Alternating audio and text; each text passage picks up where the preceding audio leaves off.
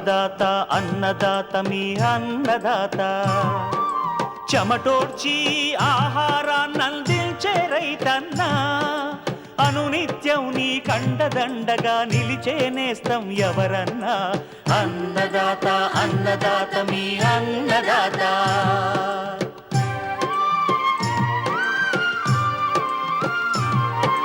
నూతన రీతుల సాగుబడికి నూరింతలు పెరిగే దిగుబడికి సూచనలిచ్చే సస్య రక్షణకు పశు పోషణకి శాస్త్ర విజ్ఞానం అందించి ముందుకు నడిపే తెలుగు రైతు భారతదేశానికి మకుటం అయ్యేలా తీర్చిదిద్దే ఆశయంతో మిమ్ము మేలు కొలిపేది అన్నదాత అన్నదాత అన్నదాత మీ అన్నదాత అన్నదాత అన్నదాత మీ అన్నదాత.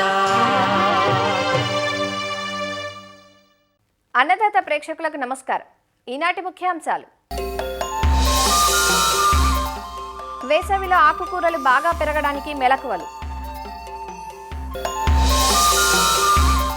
మామిడిని నష్టపరుస్తున్న పండుగ నివారణకు సమగ్ర సస్యరక్షణ చర్యలు, మేలైన దేశీ ఆవు జాతులు జాతి లక్షణాలు,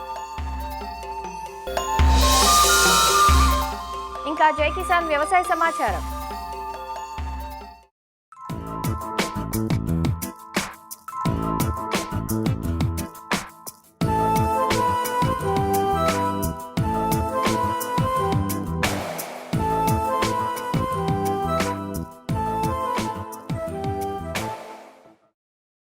వేసవి వస్తోందంటే పసందైన మామిడి పండ్ల కోసం ఆశగా ఎదురు చూస్తూ ఉంటాం.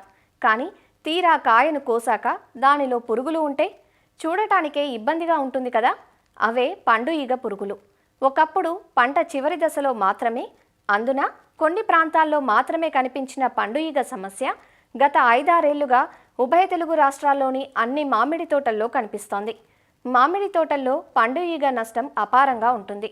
దాదాపు 50-60% దిగుబడులను ఈ పురుగు హరించి వేస్తుంది. మామిడిని నష్టపరుస్తున్న పండు ఈగ నివారణకు పాటించాల్సిన సమగ్ర సస్యరక్షణ చర్యలను సూచిస్తున్నారు ఖమ్మం జిల్లా అశ్వారావుపేట వ్యవసాయ కళాశాల ఉద్యాన విభాగం ఆచార్యులు డాక్టర్ ఐవి శ్రీనివాసరెడ్డి.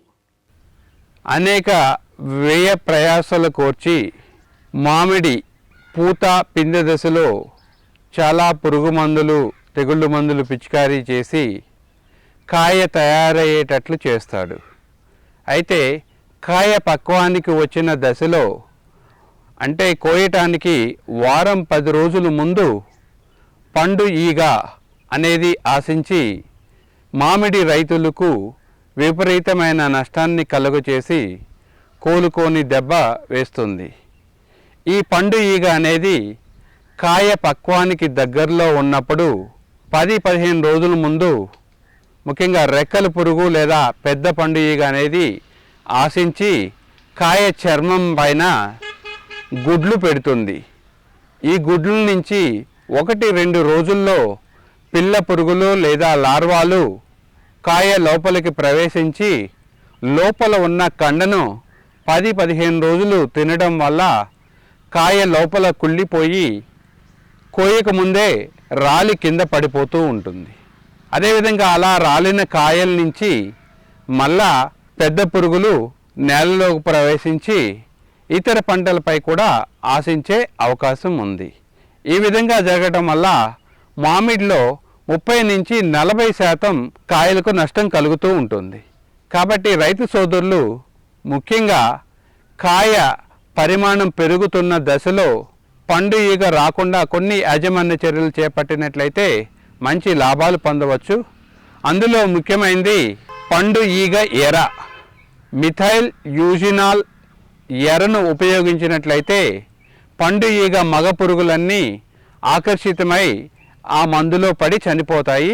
తద్వారా పండు ఈగ గుడ్లు పెట్టదు. ఈ మిథైల్ యూజినాల్ ఎర తయారీ కోసం మిథైల్ యూజినాల్ అనే మందు 1 మిల్లీలీటర్, దానితో పాటు మలాథియాన్ 2 మిల్లీలీటర్లు లీటర్ నీటికి చొప్పున కలిపి వెడల్పాటి మట్టి మూకుల్లో ఈ ద్రావణం పోసి ఎకరా తోటకు 4-5 చోట్ల పెట్టినట్లయితే పండు ఈగ మగ ఈగలన్నీ కూడా ఆకర్షితమై ఆ మందులో పడి చనిపోతాయి. ఇది ఒక పద్ధతి. అదేవిధంగా మార్కెట్లో కృత్రిమంగా తయారైన పండు ఈగ ఎర్రలు లభ్యమవుతున్నాయి, లేదా పండు ఈగ ఎర్ర పేస్టులు కూడా లభ్యమవుతున్నాయి.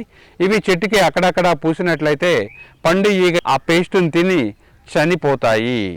మరో మార్గం ఏంటంటే పండు ఈగ నివారణ కోసం మలాథియాన్ మందును 2 మిల్లీలీటర్లు కాయ కోతకు 20 రోజుల ముందు పిచికారీ చేసుకున్నట్లయితే కూడా పండు ఈగ ఆశించకుండా కాపాడుకోవచ్చు.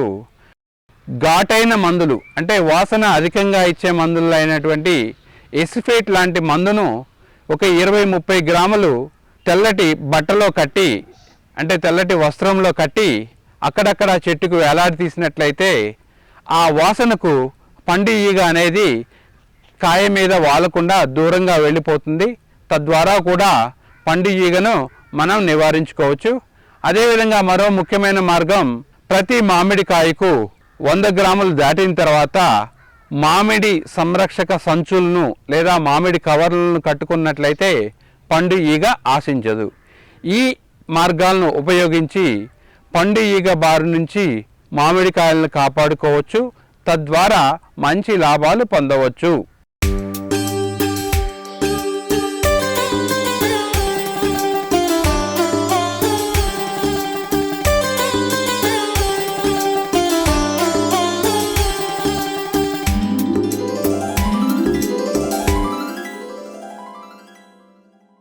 ఆకుకూరలు పోషకాల గనులు. విటమిన్ ఏ, ఇనుము, కాల్షియం పుష్కలంగా ఉండే ఆకుకూరలను ప్రతిరోజు 125 గ్రాములు తీసుకోవడం వల్ల రోగనిరోధక శక్తి పెరుగుతుందని, మన ఆరోగ్యానికి రక్షణ లభిస్తుందని నిపుణులు సూచిస్తూ ఉంటారు. ఆకుకూరలను సంవత్సరం పొడవునా తేలిగ్గా పండించవచ్చు. అయితే వేసవికాలం ఆకుకూరల సాగుకు కొంత సవాలుగా ఉంటుంది. వేసవిలో ఉండే అధిక ఉష్ణోగ్రత, తక్కువ నీటి లభ్యత వల్ల ఆకు పెరుగుదల నెమ్మదిస్తుంది. కొద్దిపాటి మెలకువలు పాటిస్తే మాత్రం వేసవిలోనూ మంచి దిగుబడులు తీసుకోవచ్చు. రైతులు తమకున్న పరిమిత వనరులతో మార్కెట్ అవసరాలకు అనుగుణంగా ఆకుకూరల సాగును ఎలా చేపట్టాలో ఈరోజు అన్నదాతలో చూద్దాం. వేసవిలో సాధారణంగా అధిక ఉష్ణోగ్రతలు, వేడిగాలులు ఉంటాయి. దీనివల్ల భూమిలో తేమ త్వరగా ఆవిరైపోయి మొక్కలు వడిలిపోతాయి. ఒకవేళ నీరున్నా విద్యుత్తు కొరత, లో వోల్టేజీ మొదలైన సమస్యల వల్ల కూడా నీటిని సక్రమంగా అందించలేకపోవచ్చు. అయితే కొద్దిపాటి మెళకువలతో వేసవి ఆకుకూరల సాగులో మంచి లాభాలు పొందే అవకాశం ఉంది. తెలుగు రాష్ట్రాల్లో ముఖ్యంగా గోంగూర, తోటకూర, పాలకూర, మెంతికూర, కొత్తిమీర, పుదీనా, బచ్చలి మొదలైనవి ఎక్కువగా సాగు చేస్తారు. వేసవిలో సాగుకు అనుకూలమైన తోటకూరలో ఆర్ఎస్ఏ1, అర్కా సుగుణ, పూసా కీర్తి, అర్కా అరుణ ఎరుపు రకాలు, పాలకూరలో ఆల్ గ్రీన్, పూసా జ్యోతి, పూసా పాలక్ రకాలు, మెంతికూరలో Pusa early bunching, Lam selection 1 రకాలు, కొత్తిమీరలో సాధన, స్వాతి, గోంగూరలో ఆంగ్రో 12, లోకల్, ఎర్ర గోంగూర రకాలను ఎంపిక చేసుకోవచ్చు. వేసవిలో సాగునీటి సమస్య ఉంటుంది కనుక తేమ నిలుపుకోగలిగిన బరువైన నల్ల భూములు ఆకుకూరల సాగుకు అనుకూలంగా ఉంటాయి. నీటి వసతి ఉంటే ఇసుక నేలలు ఎంపిక చేసుకోవాలి.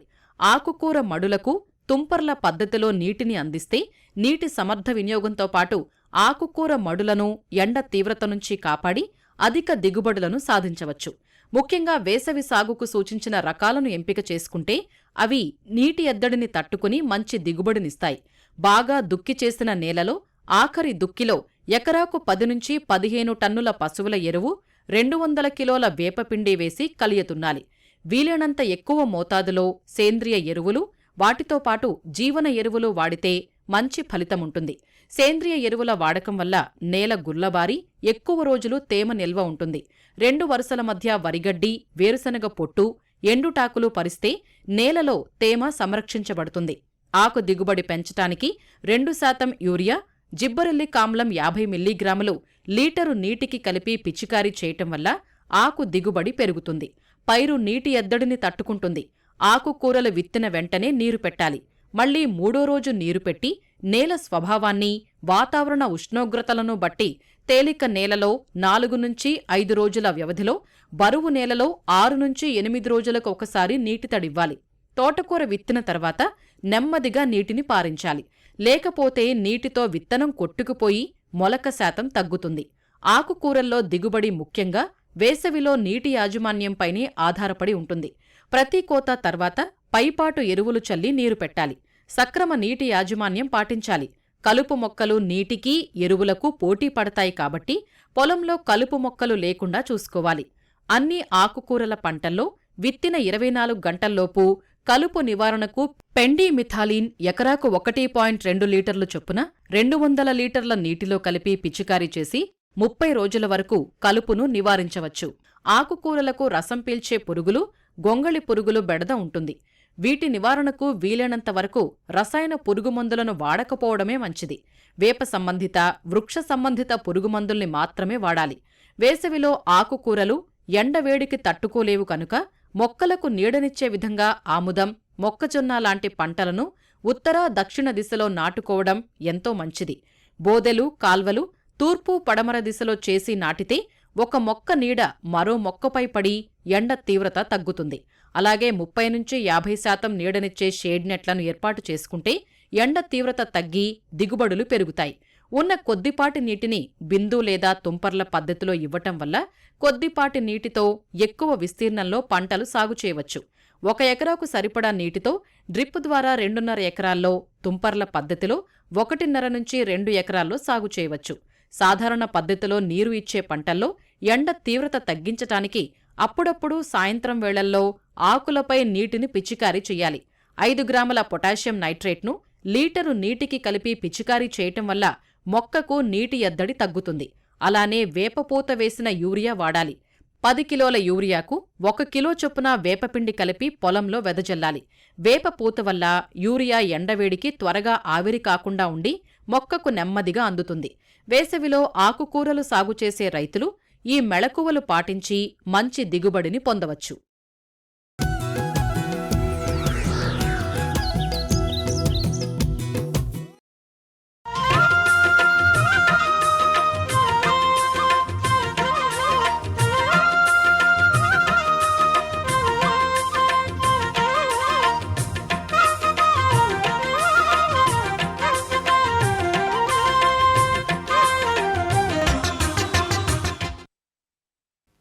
ఇటీవలి కాలంలో దేశీ ఆవుల పెంపకంపై రైతులు ఆసక్తి చూపుతున్నారు. ఆవు పాల కొనుగోలుకు వినియోగదారులు ఆసక్తి చూపడం, అంతేకాక సేంద్రియ వ్యవసాయంలో ఆవు మూత్రం, ఆవు పేడ వినియోగం ఎక్కువ కావడంతో దేశీ ఆవులకు తమ ఫారాల్లో స్థానం కల్పిస్తున్నారు. వెనుకటి కాలంలో ఆవులను పాల కోసమే కాకుండా పొలం పనులు, దున్నకాల కోసం వినియోగించేవారు. ఇప్పుడు ట్రాక్టర్లు వాటి స్థానాన్ని ఆక్రమించడంతో ఎక్కువగా పాల వినియోగం కోసమే దేశీ ఆవులను పెంచడం చూస్తున్నాం. అయితే దేశీ ఆవులను కొనుగోలు చేసేటప్పుడు ఆయా జాతి లక్షణాలను క్షుణ్ణంగా పరిశీలించుకొని కొనుగోలు చేయటం వల్ల రైతుకు మేలు కలుగుతుంది. తెలుగు రాష్ట్రాలకు పనికి వచ్చే మేలైన ఆవు జాతులు, వాటి జాతి లక్షణాల గురించి రంగారెడ్డి జిల్లా ఇబ్రహీంపట్నం మండల పశువైద్యాధికారి డాక్టర్ ఆనందరెడ్డి నుంచి తెలుసుకుందాం. మంచి పాల దిగుబడి రావాలంటే పశుగ్రాసాల సాగు మరియు సరేగు యాజమాన్య పద్ధతులు పాటించడమే కాకుండా సరియగు జాతి అభివృద్ధి ఎంపిక చేసుకోవడం ద్వారా పాల దిగుబడి అనేది ఎక్కువగా చేయవచ్చు. అయితే ఈ జాతి ఎంపికలో బర్రెలల్లో అయితే ముర్రా అనేది అత్యధిక పాలు ఇస్తుంది. అదే ఆవులల్లో అయితే విదేశీ, స్వదేశీ జాతులు 2 రకాలు ఉన్నాయి. విదేశీ జాతి అంటే హెచ్ఎఫ్, జెర్సీ ఇలాంటివి. స్వదేశీ జాతులు అంటే మేను, సాహివాల్, గిర్ ఇలాంటివి స్వదేశీ జాతి. ఈ మధ్యన స్వదేశీ జాతి ఆవు పాలకు జనాలలో ఎక్కువగా ఇష్టపడుతున్నారు. దీనికి కారణం ఏంటంటే స్వదేశీ జాతి ఆవులు A2 మిల్క్ ఇస్తుంటాయి, విదేశీ జాతి ఆవులు A1 మిల్క్ ఇస్తుంటాయని పరిశోధనలు చెప్తున్నాయి. A2 మిల్క్ అనేది ఈజీలీ డైజెస్టబుల్, బ్లోటింగ్ తక్కువగా ఉంటుంది, తర్వాత ఇన్ఫ్లమేషన్ తక్కువగా ఉంటుంది బాడీ. ఈ A2 మిల్క్ మన భారతదేశంలో ఇచ్చే అతి ముఖ్యమైన ఆవు జాతులలో సాహివాల్, గిర్, రెడ్ సింధి, థార్పార్కర్, హర్యానా, ఒంగోల్ ఇలాంటివి పలు రకాల ఆవు జాతులు మన దేశంలో ఉన్న దాదాపు అన్ని ఆవు జాతులు A2 మిల్క్నే ఇస్తుంటాయన్నట్టు. ఈ దేశవాళీ ఆవు జాతులలో ఏంటంటే ఇవి ఉష్ణోగ్రతను తట్టుకుంటాయి, అంటే ఎండని ఎంత ఎండ ఉన్నా తట్టుకుంటుంటాయి. తర్వాత డ్రాటుని కరువును కూడా తట్టుకుంటాయి. తర్వాత ఇవి ఎక్కువ కాలం బతుకుతాయి, ఎక్కువ సార్లు ఈని పాల దిగుబడిని ఇస్తుంటాయి. ఈ దేశవాళీ ఆవు రకాలలో 3 రకాల టైప్స్ ఉంటాయి. ఒకటి ఏంటంటే పాలిచ్చే జాతి, రెండవది మధ్యస్థ రకం, అంటే అవి పాలిస్తవి తర్వాత దున్నకాలకు ఉపయోగపడతాయి. మూడవ రకము దున్నకానికి ఉపయోగించే జాతులు. ఇప్పుడు పాలిచ్చే జాతి రకాలలో చూసుకుంటే సాహివాల్, గిర్, రెడ్ సింధీ అనేటివి. మధ్యస్థ రకం చూసుకుంటే అవి పాలిస్తాయి, పనికి కూడా అక్కరొస్తాయి. వీటిలో హర్యానా, ఒంగోల్, కాంక్రేజ్, తార్పార్కర్ ఇలాంటివి. తర్వాత దున్నకానికి ఉపయోగపడేటివి మనం మైసూర్ ఎడ్లు అంటాము, హలికర్, కాంక్రేజ్, కంగాయం, అమృత్ మహల్. ఇవి భారతదేశంలో అతి ఎక్కువ పాలిచ్చే దేశవాళీ ఆవు జాతుల్లో మొట్టమొదటిది సాహివాల్. ఈ సాహివాల్ను లోలా అని కూడా అంటారు, ఎందుకంటే దీని చర్మం అనేది వేలాడుతూ ఉంటుంది, అంటే వదులుగా ఉంటుంది అన్నట్టు, అందుకనే దీన్ని లోలా అని కూడా అంటారు. ఇది జనరల్గా ఏంటంటే రెడ్ కలర్లో కానీ గోధుమ వర్ణంలో ఉంటాయి, కొన్ని డార్క్ బ్రౌన్లో ఉంటాయి, కొన్నిటి మాత్రం తెలుపు మచ్చలు ఉంటాయి కొన్నిట్లలో. తర్వాత దీని కొమ్ములు అనేటివి చాలా పొట్టిగా మందంగా ఉంటాయి. దీని తల పొడవుగా ఉండి నుదురు ఉబ్బెత్తుగా ఉంటుంది, కొమ్ములు చిన్నగా స్టంపీగా ఉంటాయి. తర్వాత గంగడోలు వేలాడుతూ ఉంటుంది, బొడ్డు కూడా వేలాడుతూ కొన్ని ఆవులలో భూమిని తాకేలాగా ఉంటుంది. అలాగే మూపురం అనేది పెద్దగా ఉండి ఎత్తుగా బలిష్టంగా మూపురం ఉంటుంది. తర్వాత పొదుగు గిన్నె బోర్లించిన గిన్నె ఆకారంలో ఉండి 4 టీట్లు ఒకే సైజులో ఉంటాయి. ఇవి ఉష్ణాన్ని తట్టుకుంటాయి, గోమార్లు, పిడుదులను కూడా తట్టుకొని అత్యధిక పాలిచ్చే ఆవు జాతి. ఇది ఒక ఈతలో 2500 నుంచి 3500 వరకు పాల దిగుబడిని ఇస్తుంది. వీటిని ఈవెన్ అమెరికా కూడా వాళ్ళు ఎక్స్పోర్ట్ చేసుకొని అక్కడ కరెన్సీస్ కూడా బ్రౌన్ సిస్ అంటే యూరప్లో కూడా వీటిని ఎక్స్పోర్ట్ చేసుకొని అక్కడ ఇంటర్ క్రాస్ చేసి కరెన్సీస్ను డెవలప్మెంట్ చేశారు. దీంట్లో వెన్న శాతము 4 నుంచి 5% వెన్న శాతం ఇవి ఇస్తాయి. భారతదేశంలో పాల ఇచ్చే రెండవ మంచి జాతి గిర్. ఇది గుజరాత్ గిర్ ఫారెస్ట్ ఏరియాలో అభివృద్ధి చెందిన జాతి. దీని చెవులు టేకు ఆకుల రూపంలో ఉంటాయి, తర్వాత వేలాడుతూ ఉండి కింద ఎస్ షేప్లో తిరిగి ఉంటాయి వీటి చెవులు. తర్వాత ఈ నుదురు కాన్వెక్స్ రూపంలో ఉబ్బెత్తుగా ఉంటుంది. ఈ ఉబ్బెత్తుగా ఉండడం వల్ల తలకు ఒక రక్షణ కవచం లెక్క స్కల్ అనేది ఉంటుందన్నట్టు. తర్వాత ఈ కొమ్ములు బలిష్టంగా ఉంటాయి, కిందికి వెనక్కు పైకు తిరిగి ఉంటాయి, దీని జాతి లక్షణము. తర్వాత మూపురం అనేది పెద్దగా నిటారుగా ఉంటుంది. ఈ గిర్ జాతి కలర్ చూసుకుంటే జనరల్గా ఎరుపు రంగులో ఉంటాయి, కొన్ని ముదురు ఎరుపు రంగులో ఉంటాయి, కొన్ని గోధుమ వర్ణంలో ఉంటాయి, కొన్ని మాత్రం తెల్ల మచ్చలు కలిగి ఉంటాయి. ఎక్కువ శాతం ఎరుపు రంగులో ఉంటాయి. ఒక ఈతలో 1500 నుంచి 2500 లీటర్ల పాల దిగుబడి ఇస్తుంది. ఫ్యాటు 4.5 నుంచి 4.7 వరకు ఫ్యాట్ పర్సంటేజ్ ఉంటుంది. దీని ప్రేమ చూపితే చాలా ఎక్కువ ప్రేమ చూపే పశువు. తర్వాత కొన్ని మాత్రం అగ్రెషన్ అంటే కొంచెం పొడవడానికి కూడా వస్తాయి.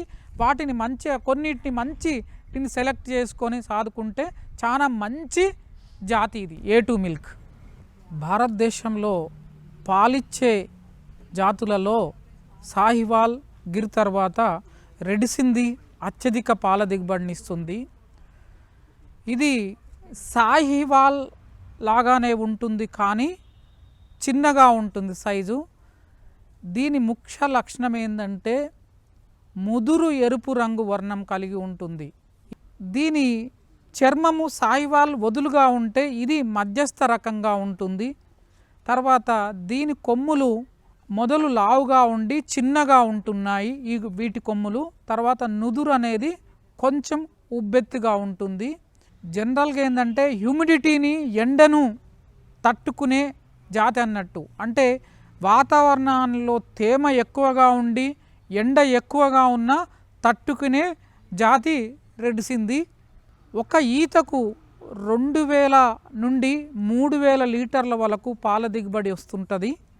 తర్వాత వెన్న శాతం 4 నుంచి 4.7% వెన్న దిగుబడి పాలల్లో ఉంటుంది. ఇది కూడా రైతు సోదరులకు మంచి దేశీయ జాతి. అధిక పాల దిగుబడినిచ్చే సాహివాల్, గిర్, రెడ్ సింధి జాతుల గురించి తెలుసుకున్నాం కదా. ఇక మధ్యస్థ పాల దిగుబడినిచ్చే ఒంగోల్, హర్యానా, రాటి జాతుల గురించి రేపటి అన్నదాతలో తెలుసుకుందాం.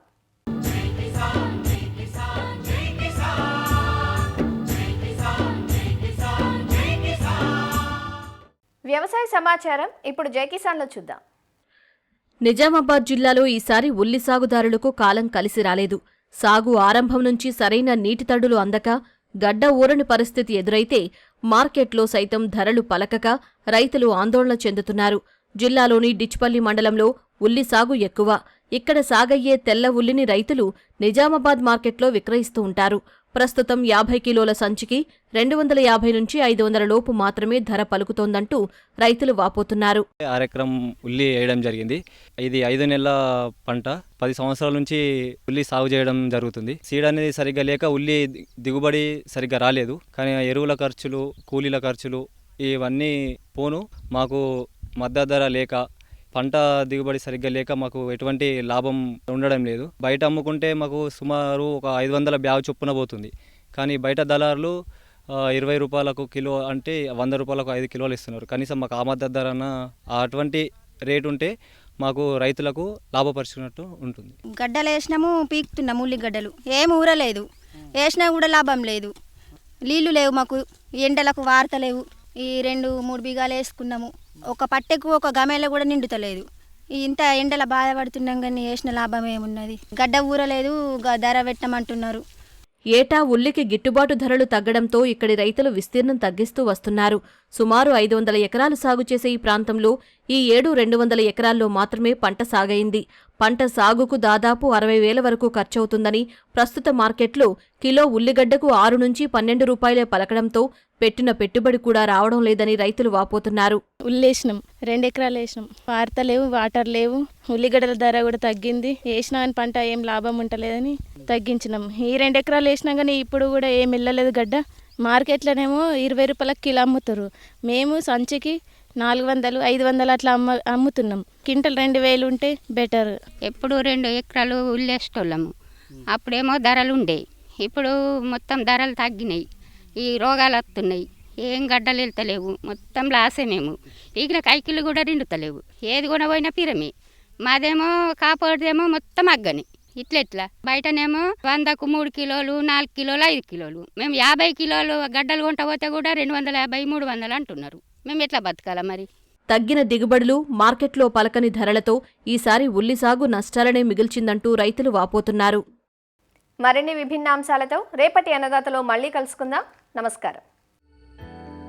అన్నదాతలు తమ సందేహాలు, సమస్యలను 1800-425-4085 టోల్ ఫ్రీ నెంబర్లో ఉదయం 10 గంటల నుంచి 11 గంటల మధ్య పని దినాలలో సంప్రదించగలరు. ఈ కార్యక్రమాన్ని యూట్యూబ్లో www.youtube.com/annadaata ETV లింక్ ద్వారా వీక్షించవచ్చు.